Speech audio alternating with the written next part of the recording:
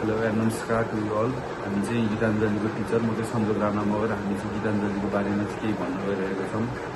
मेरो उहाँ हुनुहुन्छ, अब आफ्नो परिचय आफै दिनुहुन्छ उहाँले। नमस्कार, म अर्जुन सर, म गीताञ्जली स्कुलका एउटा शिक्षक हुँ।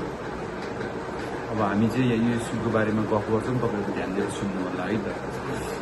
के छ अर्जुन सर, अनि तपाईँको खबर? आज मेरो ठिक छ, तपाईँको? मेरो पनि ठिकै छ। अनि तपाईँको गीताञ्जलीमा काम गर्न थाल्नु कति भयो? मेरो लगभग 3-4 महिना। 3-4 महिना। तपाईँको? मेरो ठ्याक्कै 1 वर्ष 4 महिना भयो भनौँ।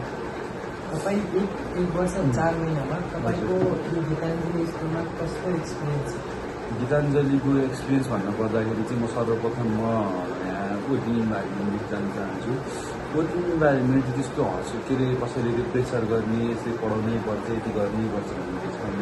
अब यो सब बच्चाको केसमा चाहिँ यहाँ बच्चा एकदमै नाजुक अवस्थाको बच्चाहरू छन्। यहाँ स्कुलले चाहिँ यो एकदम सोच्नुपर्ने विषय हो। हाम्रो स्कुलको बच्चाहरू चाहिँ सबै कुरा हुँदा पनि किन एकदम नपढिरहेको छन् भनेर चाहिँ स्कुलमा चाहिँ म गम्भीर रूपमा सोच्नको लागि चाहिँ भन्न चाहन्छु स्कुलको लागि। तपाईँको चाहिँ के छ यस विषयमा? मेरो अब भर्खर त 4 महिना भइरहेछ, ठिकै लाग्छ पढाइरहेको छु बच्चाहरूसँग। तपाईँलाई यहाँ काम गर्दाखेरि कस्तो फिल भइरहेको छ? एकदम राम्रो। काम गरेर राम्रो फिल भइरहेको छ। अनि बच्चाहरू चाहिँ के छ तपाईँको प्रेरणा, कतिको पढ्ने नपढ्ने के छन्? सबैजनाले ध्यानपूर्वक सुन्छ मेरो कुरा, अनि बोर्ड पनि हेर्छ, भनेको कुरा पनि मान्छ। म्याथमेटिक्समा चाहिँ म म्याथमेटिक्स टिचर हो।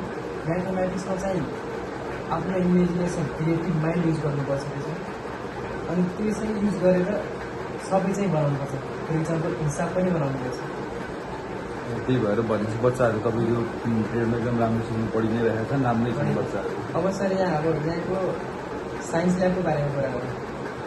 साइन्स ल्याब त यहाँ मैले अहिलेसम्म देखेकै छैन। पहिला चाहिँ 1 वर्ष अगाडि चाहिँ त्यहाँ तल काउन्सिल रुम भन्नु तल भएको साइन्स ल्याब। अहिले त खासै साइन्स ल्याब भनेर यो चाहिँ हो है साइन्स ल्याब भन्ने चाहिँ मैले देखाएको छैन भएको। त्यही हो, अब साइन्स ल्याब त हुन जरुरी त थियो। Let's check it out man.